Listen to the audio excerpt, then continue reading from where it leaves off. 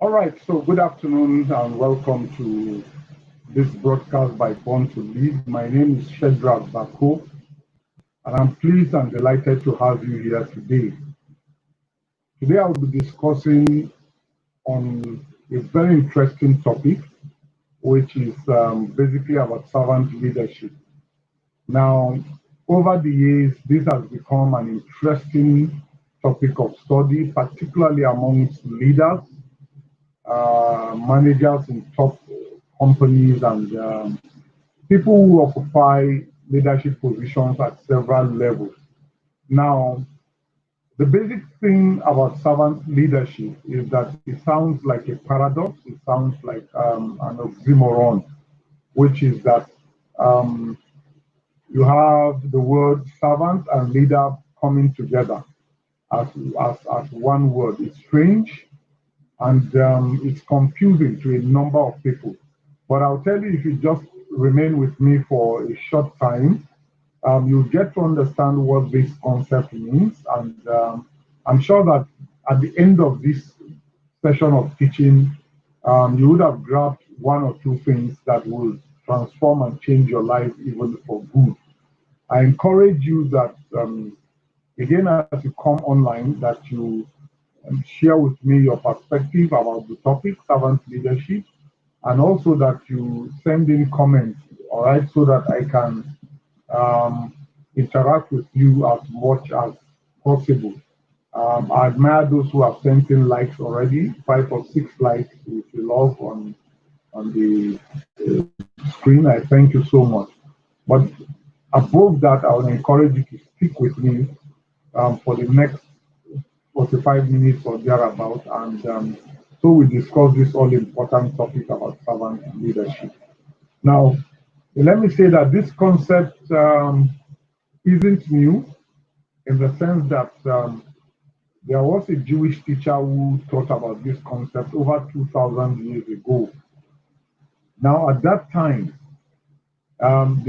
his followers didn't conceptualize it as meaning servant leadership, but he lived his life as both a servant and a leader as far as the people were concerned. A number of people at one point he trained 11 or 12. One lost out in the race, became 11.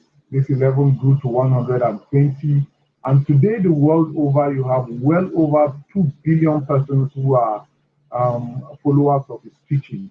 Now, but not many of them have also paid attention to the concept of servant leadership. And this is the reason why, over time, at some point it was forgotten, but over time, people have continued now to study this concept of servant leadership and to understand fully what it means and to give it all that they can give to it. Now, how did he teach this concept? How did the Jewish teacher teach this concept? He taught this concept when his followers had an argument or a debate amongst themselves, and two of his 12 followers decided to lobby to sit one on his left and the other on his right hand. Okay. Now, as they lobbied for position, that agitated the other 10. The other 10 felt pretty bitter about this idea of lobbying, of wanting to stay at the right hand and at the left hand of this Jewish teacher. So they didn't feel pleased by what they saw, and because of that, they had to um, talk to him. No, rather, well, felt bitter, and he read their countenance. He understood them so well, so he decided to teach them. Excuse me.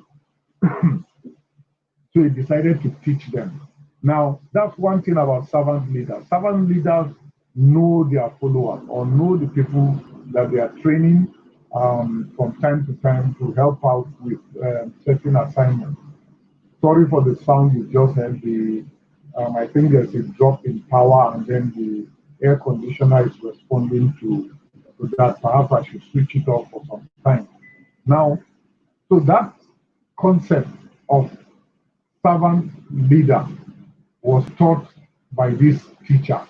And what did he say to them? Now he told them there were other leadership principles that were different and distinct from his own principle. And one of the principles was that of the Romans.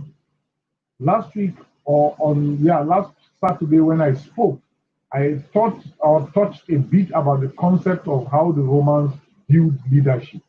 And that concept they basically adopted from the Greeks. And what was the concept? The concept was that not everybody was born to lead.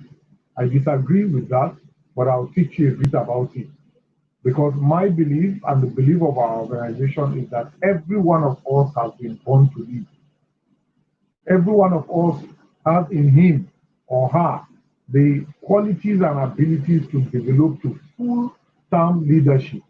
And of course, when we talk about leadership, we're not talking about taking up position, because there are so many managers in corporations, so many managers on the football field, so many managers in the marketplace who are not essentially exhibiting leadership, but rather exhibiting management. And many people mistake that those both concepts rather.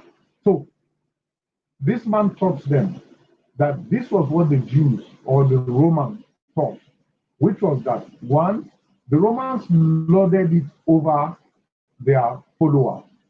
So for them, there ought to be one person who sits in a leadership position and his word is final.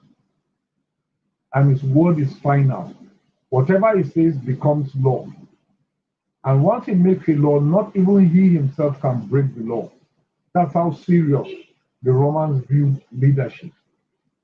Okay? Now the Romans adopted this from the Greeks.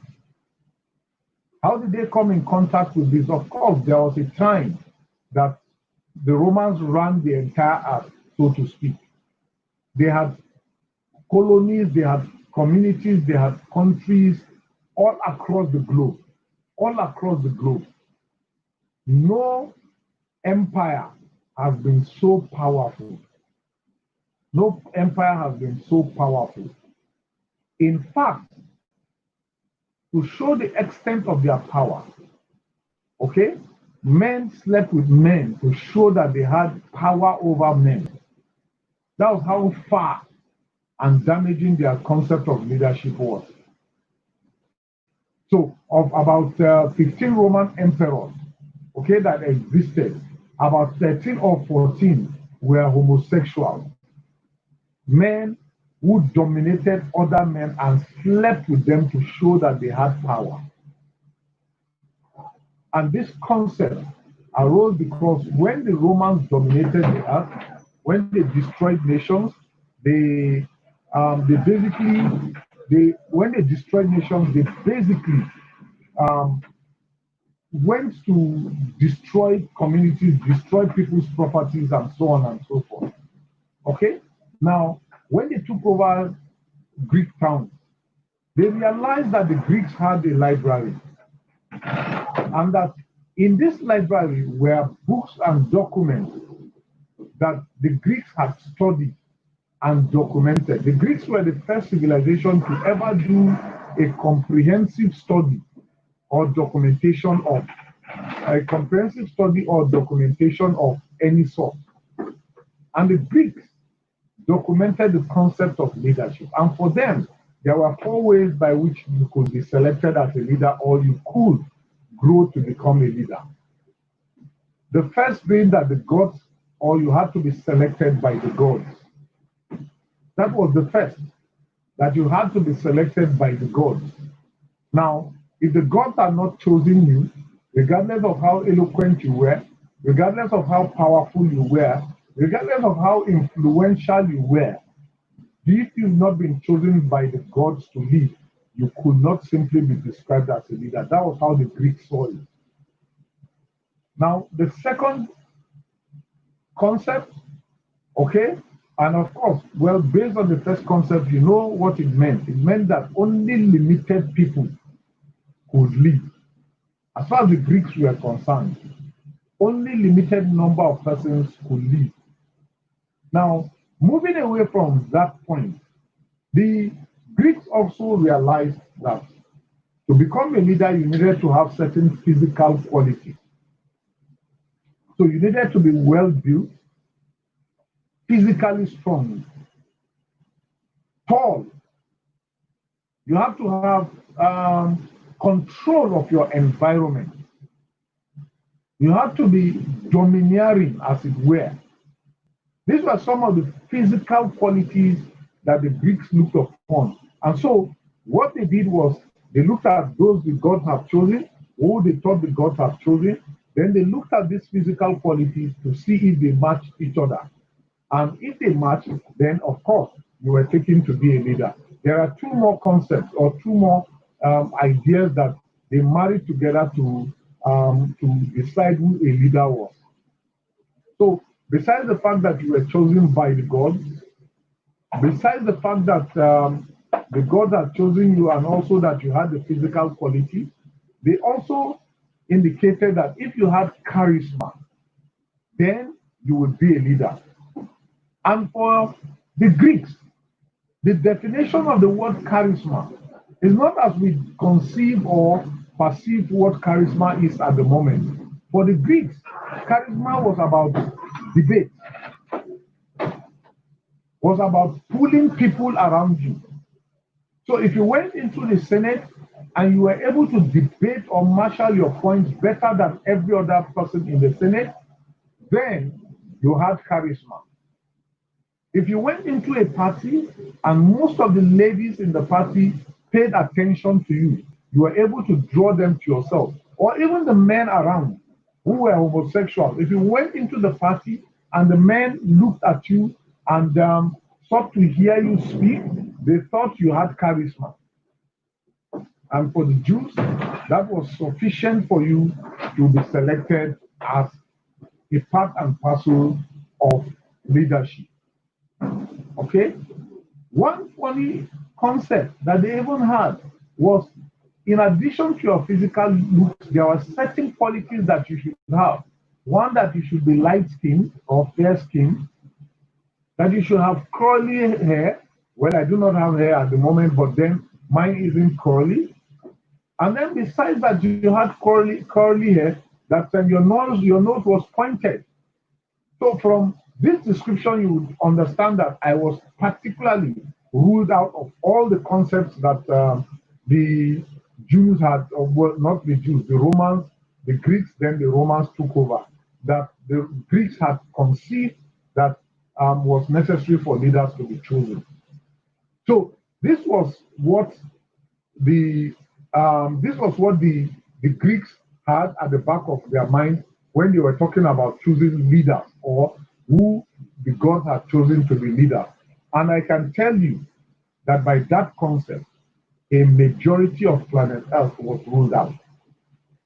A majority of planet Earth was ruled out. In fact, when the Romans took over, a further concept was added to that, which is that you needed to own land. You needed to own land. So if you didn't own land, you should not be heard speaking in society. If you didn't own land, no community should give an ear to you. How much more the entire community's ear to you? So these were the strange things that were going on then when this Jewish teacher was around. And when his leaders or when his followers were jostling for position, these were the things he was telling them to avoid, because these leaders lorded it over their followers. And of course, they lorded it over their followers because if you didn't have land, you could not speak and be heard. And if you could not speak and be heard, your master, your leader, had the right to speak on your behalf. What a concept. What a thought. Unfortunately, that's the concept that has spread across the globe and has held most nations captive. At the moment, the world over, it is a concept of we versus them when it comes to leadership. It's a concept of the leader versus the people.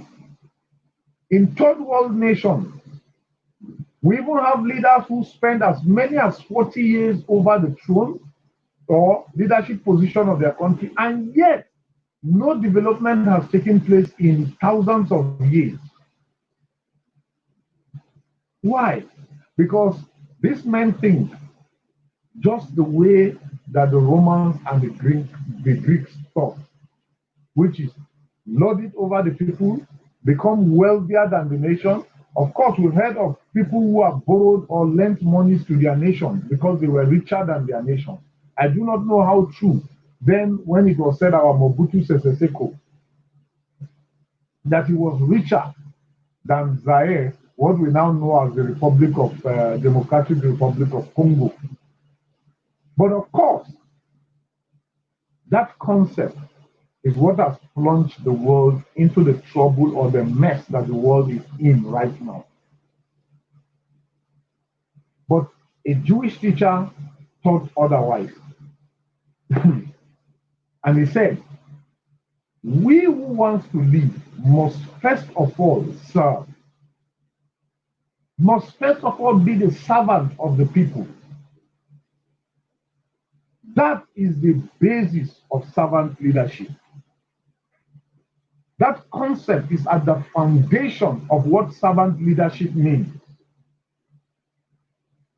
Let me clear this. When we say you are a servant leader, it doesn't necessarily mean that you are a servant. It doesn't necessarily mean that you are a servant. No, it means that you serve the people. You serve the people. It simply means that you are head and shoulder over the people when it comes to service.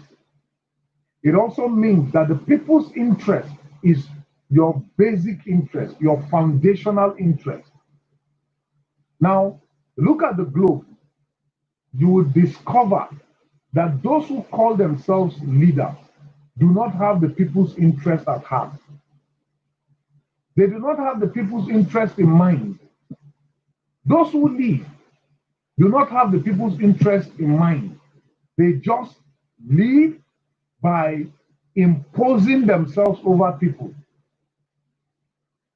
They lead by imposing themselves over people.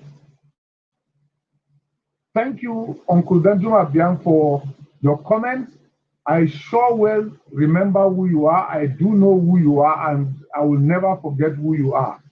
Thank you so much for this. Is my uncle on my mother's side. He's also, he used to be the chaplain of the university where I attended, the University of Jos.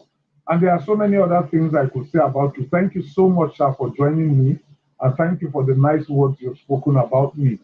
And I will encourage others out there, just posting your comments by way of encouragement, also posting questions if you have them, and as we continue with this session of teaching. Thank you so much again, sir. So, like I was saying, becoming a servant leader does not necessarily make you a servant, no. So, the Jewish teacher didn't become the servant of the people. What he did was, he led the people, but by serving them. He led the people, but by serving them. One other thing that we must point out is that servant leaders operate by authority, not by power. Again, we usually mistake these two words to mean one. No, they are not. Power means imposition of self and interest over people's interests. That's what power means.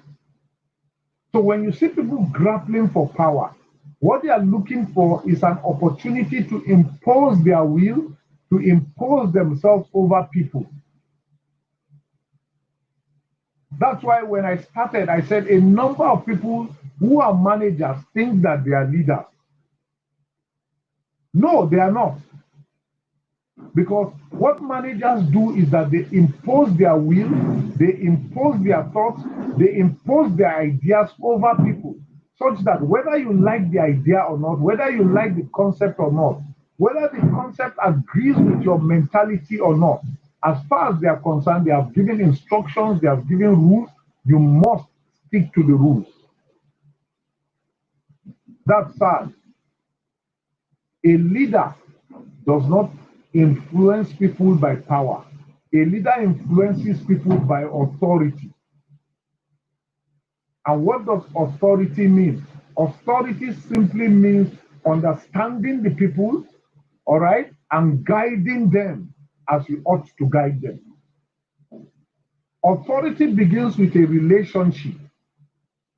With a relationship. If you claim to be a leader and you do not have a relationship with those who tend to be following you, or those who you tend to have an influence over, then you are not leading. Because every leadership must commence with a relationship. You may have heard me say this several times, which is that leadership is influence. And it's as simple as that. Influence. Influence over your environment, influence over the community, influence over the society. Sadly, there are people who do not have influence but have power over people.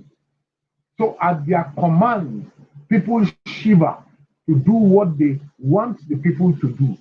Unfortunately, if the people had an option, they will run away.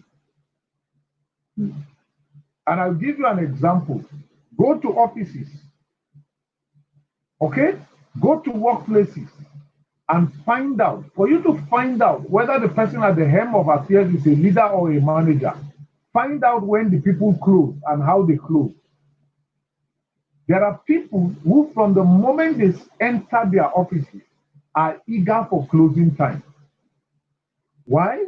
Because they are afraid of whoever sits at the helm of affairs. They are eager to part ways with the person. The reason why they go to their work is because there is a salary to be earned. That salary keeps them or sustains them. But if you go to an organization where a leader leads the people, you will discover that people do extra work. Whether they have an extra allowance or not, they do extra work. They are not in a hurry to leave the organization. In fact, they are in a hurry to come to the organization. Besides that, their doors are constantly open, and the leaders' doors are constantly also open to them. So there is a form of relationship where back and forth they exchange ideas. That's where a leader is. And to stretch it further, you've got to be a servant leader. Now, there are several qualities that should help us identify who a servant leader is. And the first quality I have basically mentioned, which is to serve first. Every servant leader serves first. Service is at the foundation of leadership. What does it mean to serve? Does it mean to be the servant? I'll say no again. It simply means to take into consideration the people's interest whenever you are making a decision. How your decision will impact and influence the people is your greatest concern when you are making a decision. Hitler was a brutal man at the helm of affairs in Germany. He could never have been a servant leader because the people's interest was never at the back of his mind. In fact, even though he deceived the people to think that they were superior than every other race, his interest was to dominate the nations of Europe and the earth as a whole and to have control. He was so brutal that if you had a dissenting view from his view, you smelled death. That could not have been a servant leader. When you make a comparison between that and Mahatma Gandhi, you will discover that Mahatma Gandhi showed more or less servant leadership because it was the people's interest that was fundamental to him. Not many people know that Mahatma Gandhi was a lawyer because of how he dressed. Because he thought the people's interest superseded his own interest, he abandoned more or less his law practice and focused on the people's interest, which was to gain independence for India. And of course, then it was India and Pakistan put together as one nation. And even when he gained independence and Pakistan broke away from India, he let them go, even though it pained him greatly. That's what servant leaders do. They serve the people. So, if you work in a church, for example, if you are a leader in a religious organization and you set a meeting for 4 p.m., serving the people suggests that at 3:30 p.m. you are there setting the place up. Of course, you may not physically set the place up, but get people to set the place up, such that when everybody comes, they become very comfortable sitting where they ought to be sitting. So the first quality of being a servant leader is to serve the people. And there are several ways by which to serve people. Several ways by which to serve people. John Maxwell says this, that people don't care how much you know until they know how much you care. And I agree with that statement, because there are so many people who claim to be leaders and have sick people around them, staff who are sick in your organization, and you've never taken time to call them, you've never taken time to visit them, you've never taken time to even provide them with succor, whether by way of providing drugs or aiding with medical bills and so on and so forth. What it simply means is that you are not serving the people. You are leading, or you have power over them, but your authority over them is lacking. Because authority has to do with willingness. If you have authority, people are simply willing to follow you. But if you have power, people are forced to follow you. So like I said, the first factor in being a servant leader is to be a servant to the people. And by being a servant, it doesn't mean polishing their shoes. It doesn't mean wiping off the chairs for them. It simply means that you take their best interest at heart whenever you are taking a decision. Whenever anything concerns them, let it concern you. Whenever anything hurts them, let it hurt you. All right? So that's the concept. First, service to the people. The other is that you need to build trust. You need to build trust. In other words, you need to lead the leadership life. At the heart of trust is integrity. People do not trust people who do not have integrity. I talked about the Jewish teacher earlier on. The Jewish teacher was willing to lay down his life for his followers, such that when he departed from them, they also in turn were now willing to lay down their lives for him. Why? He had shown them a perfect example. He had developed them to the point that they trusted him and knew that if he was with them, that he would lay down his life on their behalf. They trusted him. When they were hungry, he provided food for them.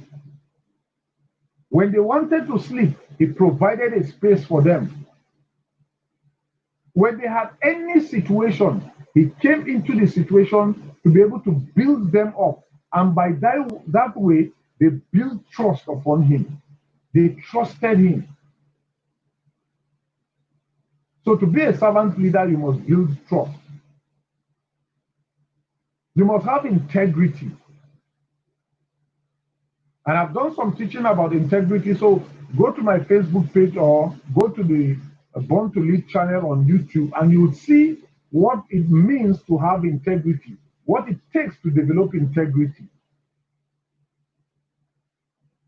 And like I said, at the heart of trust is integrity. If you're not consistent, people will not trust you. If you are not strong for the people, people will not trust you. These people will not trust you. Every servant leader must build trust. Every servant leader must build trust. The next point is that for you to be a servant leader, you must have a listening ear to the people. You see, the tendency the world over is for people to think that they know more than the next person.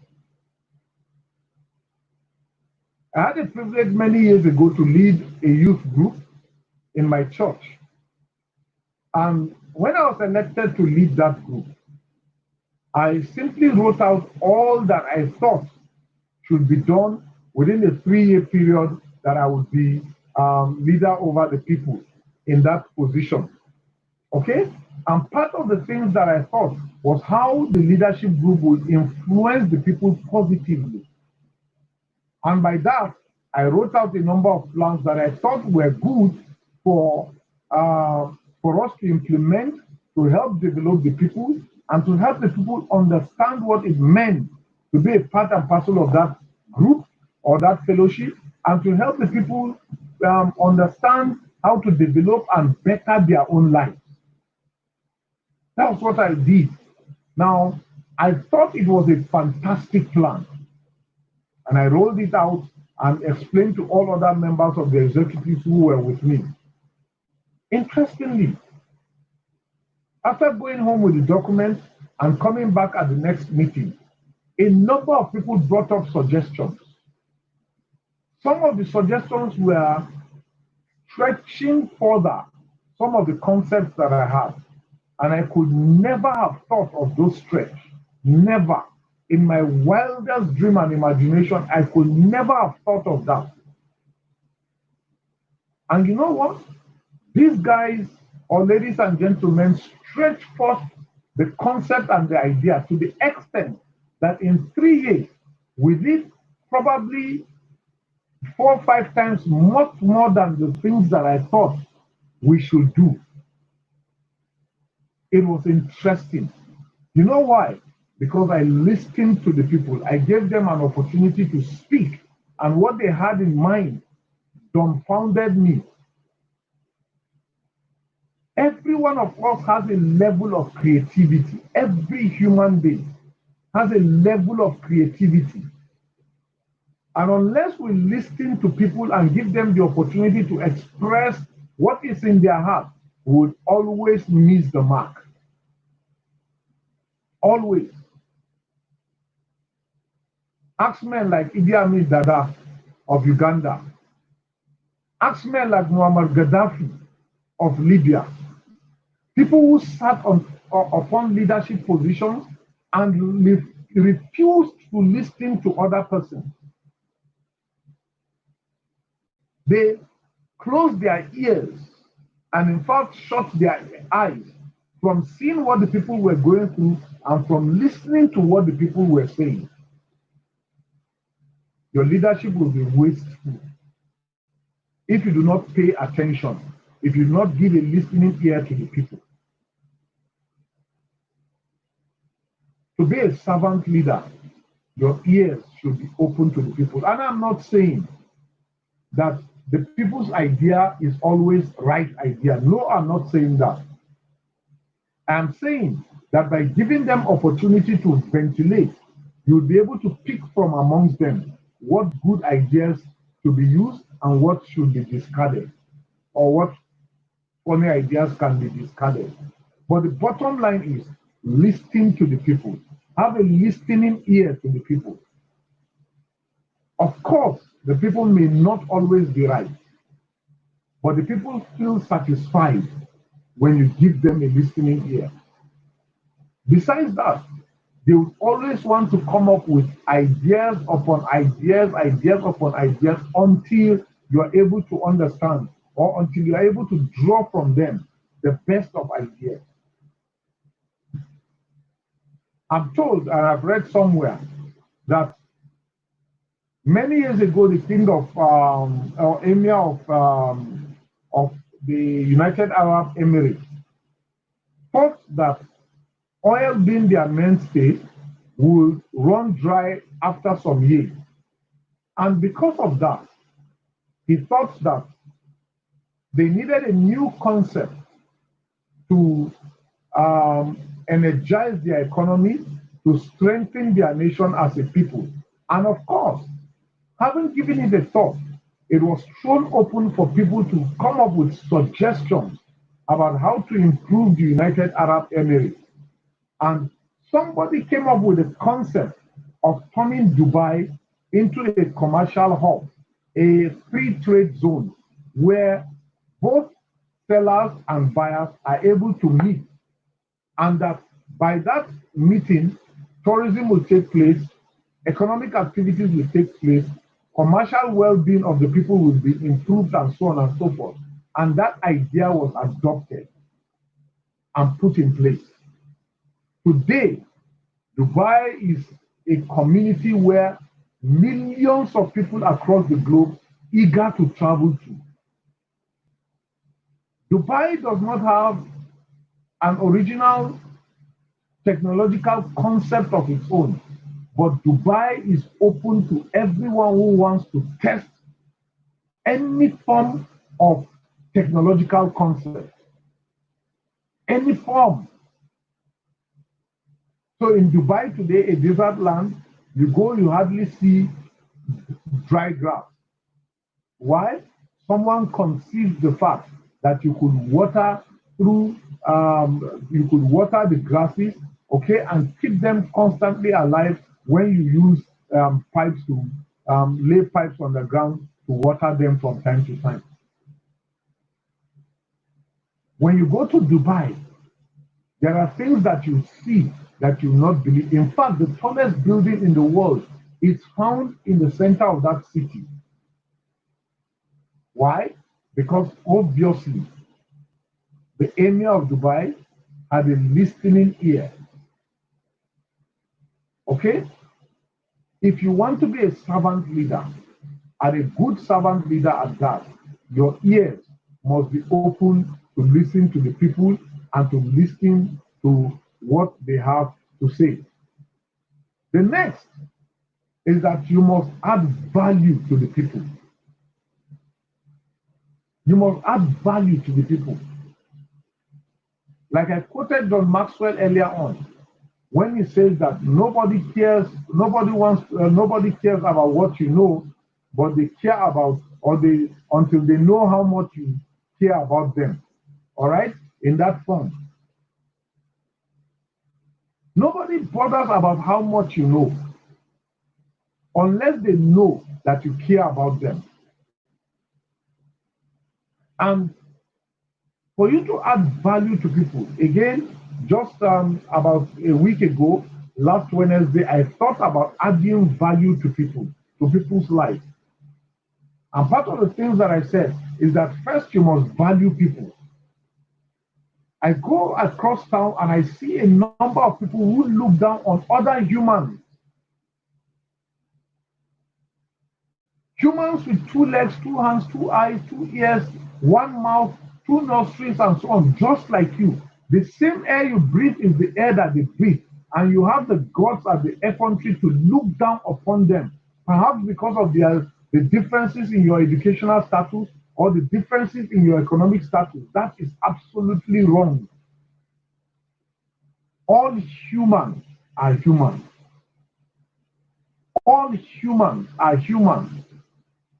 So to add value to the life of humans, you must first of all value them as humans. Then you must value what they value. Understand what they value and value what they value. You must make an effort to understand what they value. Even if their values do not agree with your value, first and foremost, understand what they value. That will help you to add value to the life of people.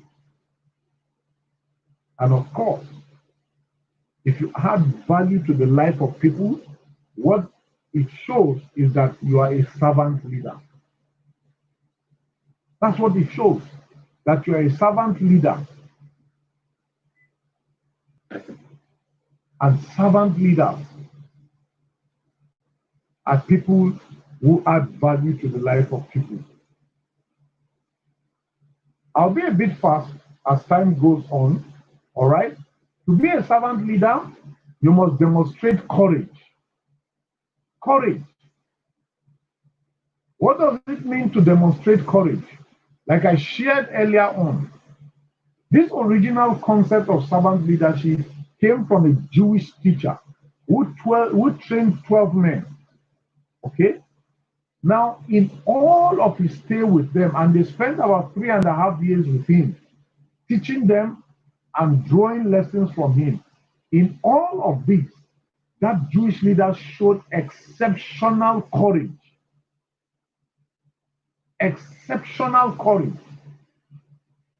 He protected the people from the hazards of the forces of nature.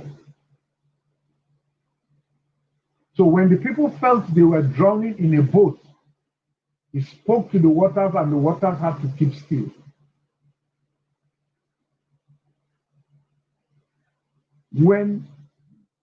Then, of course, they were controlled by Roman leaders. And I explained how the Roman leaders viewed people from the very beginning. So whenever the Roman opposition came up against him, he was bold to look them in the eyes and speak the truth to them. Not only was he opposed by the Roman leaders, he was also opposed by Jewish teachers who thought his concept of leadership was wrong. It was obnoxious to their own concept, and he could look them in the eyes and tell them they were wrong. He was very bold and courageous. To be a servant leader, you must show great courage. You must exhibit great courage. You must be able to defend and shield the people from the hazards that confront any other person. In showing courage, you must get to the point where your interest is relegated to the background and the people's interest is promoted above your own interest, and you are able or willing to lay down and stake your life for the people's interest. If you ask Nelson Mandela, you will understand better. Nelson Mandela showed great courage in standing up for the right of the blacks in South Africa. He was so courageous to the extent that when he and his colleagues were taken to court to be tried, they didn't even require legal representation.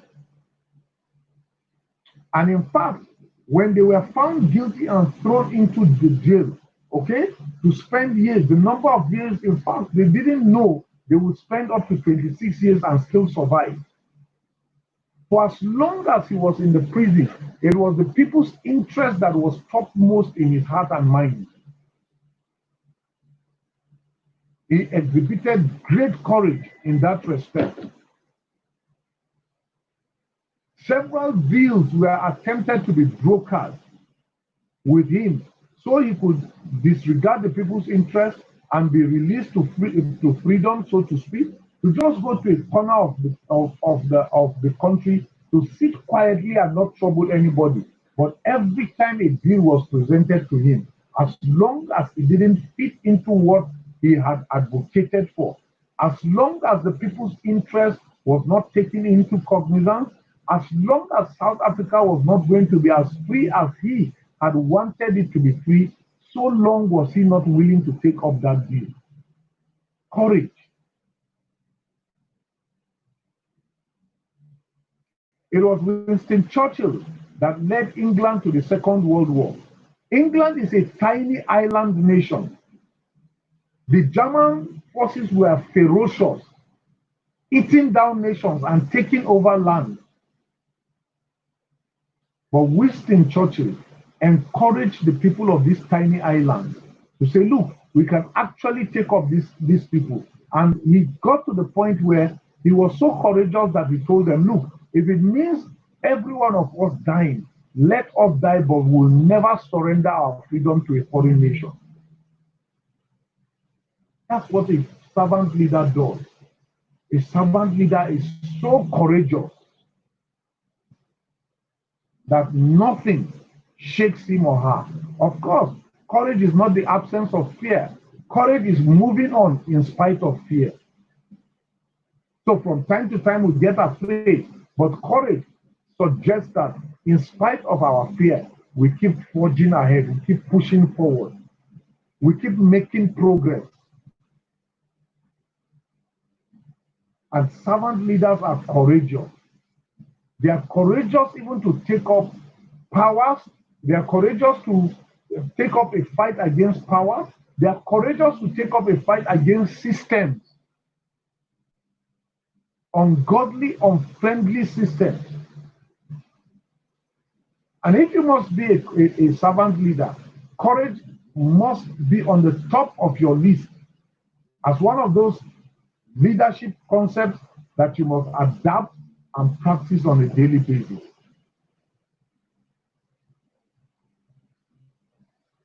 To be a servant leader, you must increase your influence.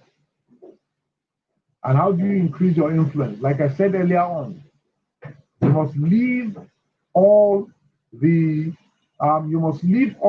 qualities of a good leader, all the qualities that are required of every good leader. That's what it means. It means that you must exhibit these qualities of leadership. 1, integrity. 2, vision. You must be a person of vision. To increase your influence, you must be a person of vision. You must be courageous, just like I've discussed earlier on. You must be transformational, which is that everybody who comes to you needs to be transformed.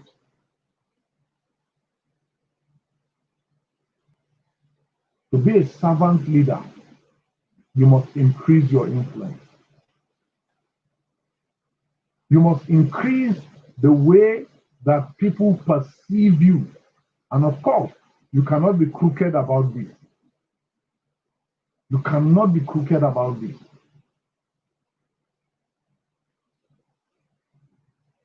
The next is to think about how you think. Out of the abundance of our hearts, our life is controlled and guided. So the things that you pour into your heart are the things that will eventually come out by way of character and habit. Therefore, you must diligently protect your heart.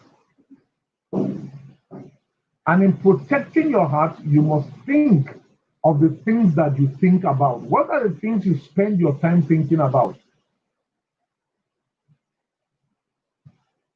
Every time I watch football coaches, there's something that comes to my mind, which is what do they usually think about when they sit alone?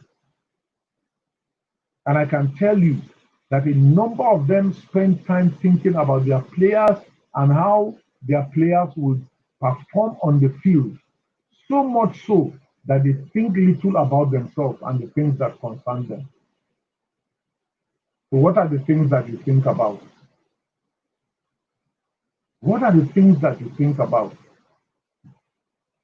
Now, there are other, there are very much more other qualities that, well, I could discuss, but time is gradually running out, and I didn't intend, in fact, for this to be this long.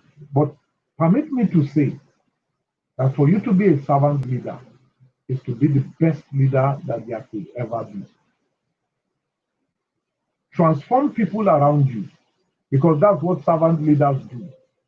They help people around them grow. They are so mindful about people's growth that they don't mind the people to grow to become bigger than they are. The Jewish teacher I talked about earlier on told his followers that what you see me do, you will do and do even greater things.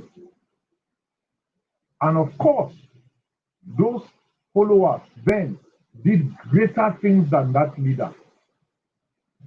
Well, you and I know that no matter what they achieve, it will still return back to the fact that they were trained by a great leader at one point. And that's the concept. That's the concept.